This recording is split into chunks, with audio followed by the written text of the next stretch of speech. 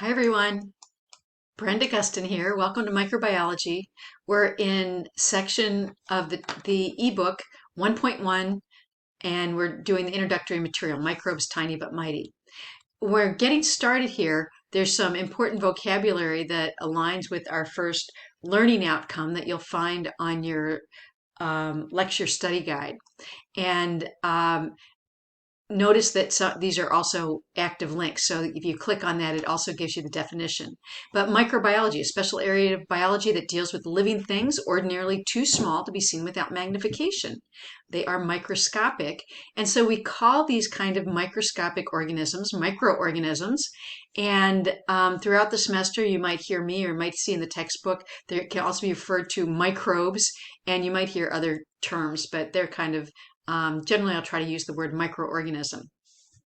So if we look at our learning outcomes in section 1.1, the first one is list the various types of microorganisms. And so they have those listed here.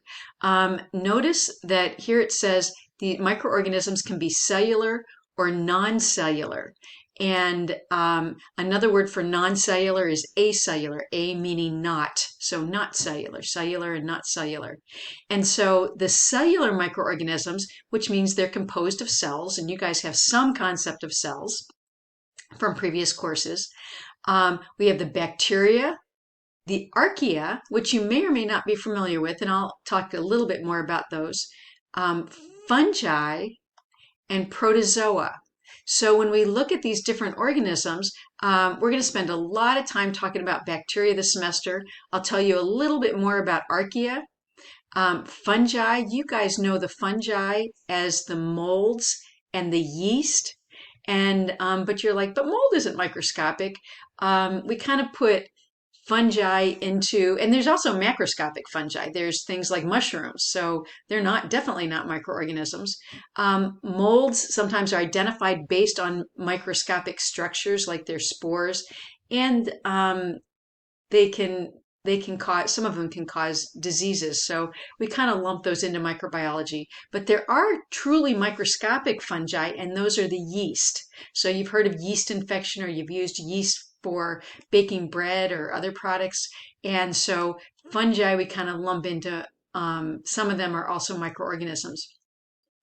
The protozoa, they're typically single-celled.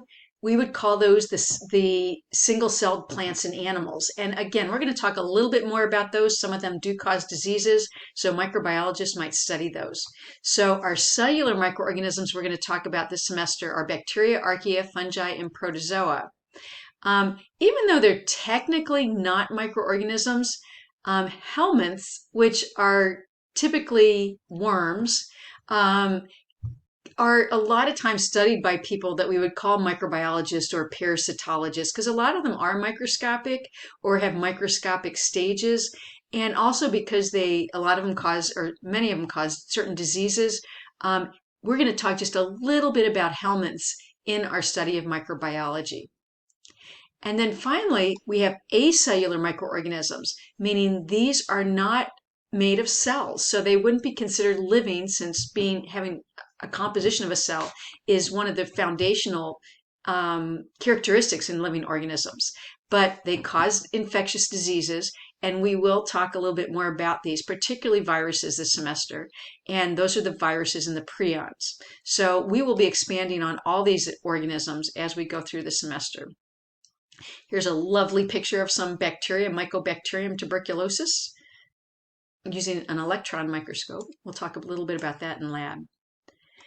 If I go to the next learning objective on your handout, it asks you to compare and contrast the relative sizes of the microorganisms. So this diagram is going to be really helpful. In fact, right below this diagram, there's a little note to the students from the authors, and they're saying, look at the diagrams. What they've tried to do in this book is take a lot of the text information and put it into diagrams. Some information just lends itself to diagrams, and it's easier to see in a diagram than in the text. So make sure that you're looking over these diagrams. So here we're looking at sizes. And they've done in this diagram similar to what we just talked about that we're looking at cellular microorganisms and acellular microorganisms. And so let's look at cellular first, and we're going to kind of use bacteria as our standard for comparison for looking at sizes. Now, in this diagram, what they did is they have these gray circles. And now, probably most of you or all of you know that bacteria are way too small to be seen with the naked eye. So this is an enlarged version of if a bacterial cell was this big, then a eukaryotic cell would be that big.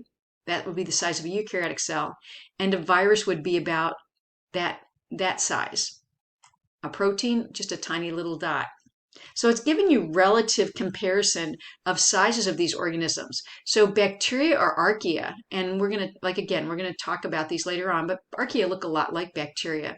And it tells you the rough size here. The number that I would like you to remember is bacteria are about 1 micrometer, which is about 1,000 nanometers. Now, and so that's a good number to have in your mind and for comparison. So bacteria are about 1 micrometer in size. This dot right there is that's 10 nanometers, which is 0.01 micrometers, which is about 100 times smaller than a bacterial cell. And that should make sense because prions are just made of proteins, and proteins are pretty small. Bacteria are made of proteins.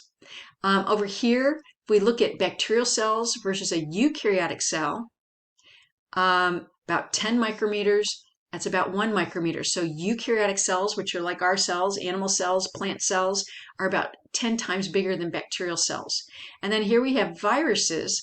And again, in the acellular side over here, they're about 100 nanometers or 0.1 micrometers. So again, they're at least 10 times smaller than a bacterial cell.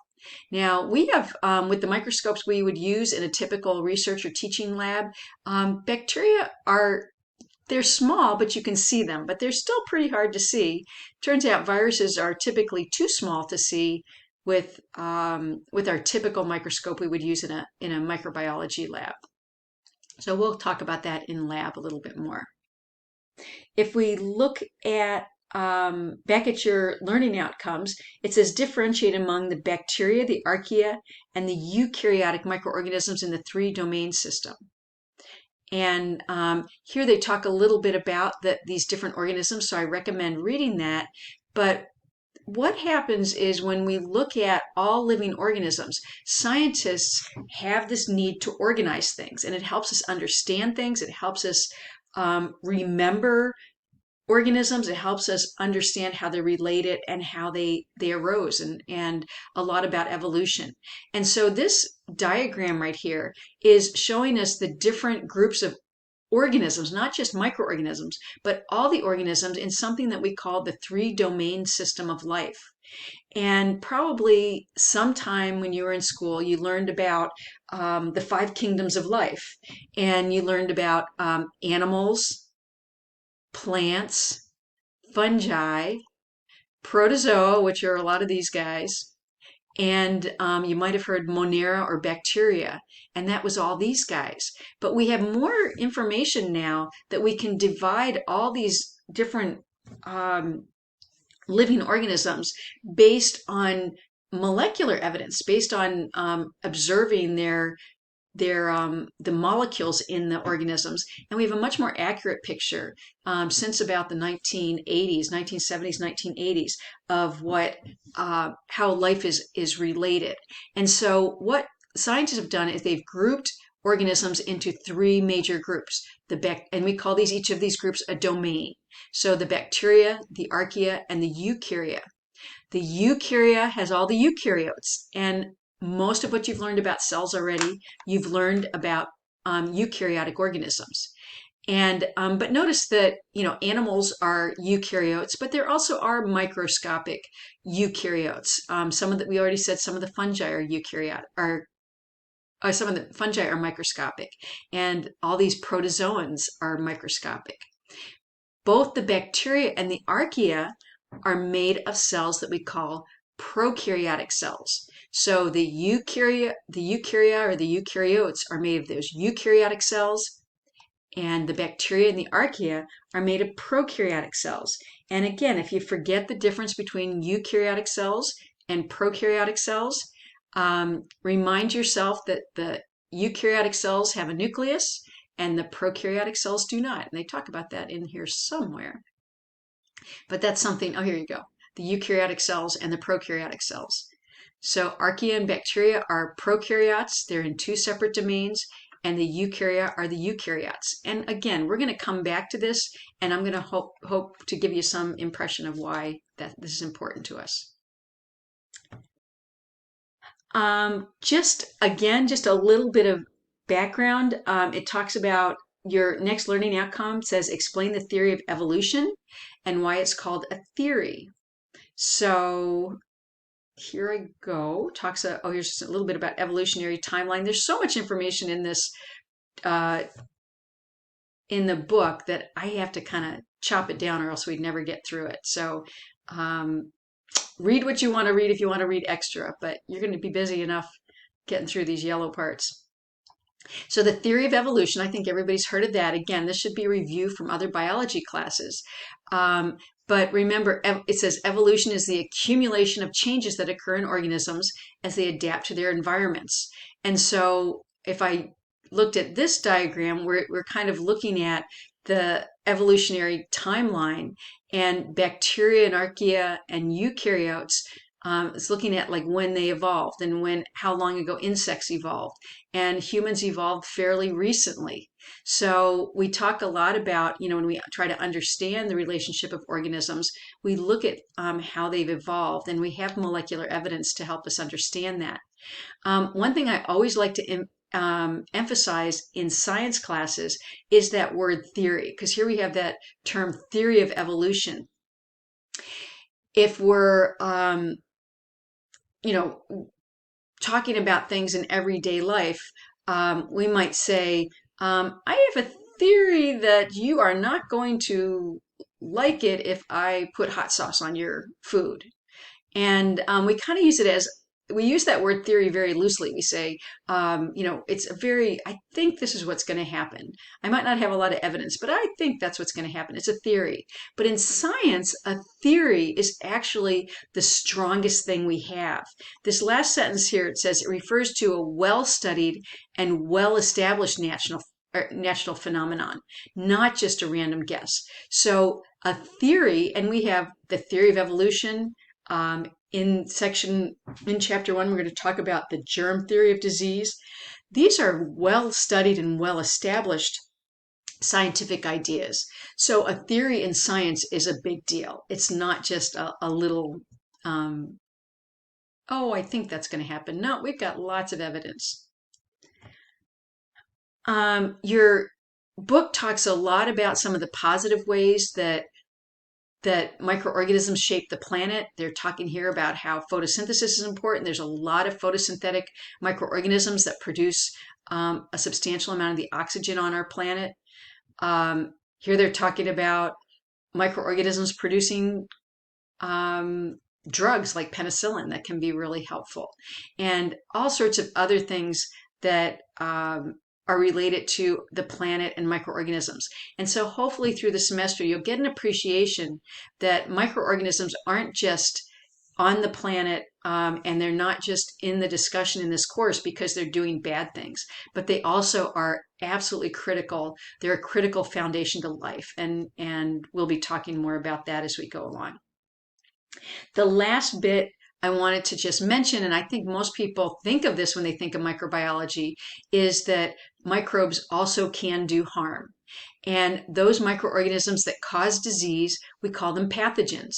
So disease-causing microorganisms are pathogens, or we might say that they're pathogenic.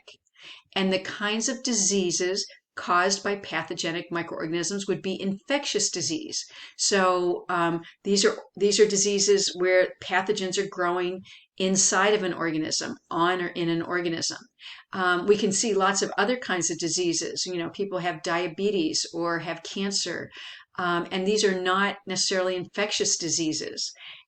These are not resulting from the growth of a microorganism causing the disease directly. It might have some involvement. Pathogens might have some involvements, but there's other main things that are causing that. But diseases that are caused by pathogens growing in the body, we call infectious disease. And again, we're going to talk a lot about that this semester. There's some really kind of interesting tables that you can look at to get an appreciation for infectious disease.